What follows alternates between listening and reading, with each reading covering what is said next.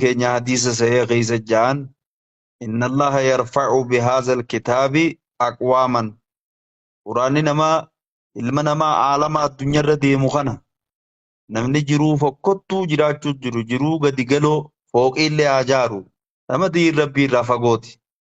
Hiraara hamaa keessa namni jiru jechuudha.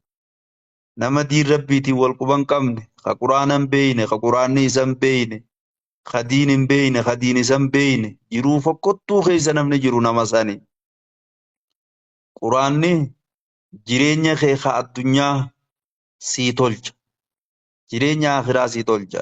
Ergamaan inna allaha yarfa'u bihaaza alkitaabi aqwaaman wayada'u bihi aakhariin.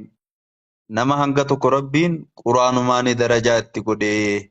Namni san kami nama quraana qara'u, ka dubbisu, ka dhageeffatu, ka itti dalagu, ka hoggaa isa dhukkube ittiin wallaannatu. Khazaa 24 keessaa quraanaaf yeroo godhu jechuma. Nama san quraanni jireenya isaa ka addunyaa ka akhiraa isaa ol fuudha.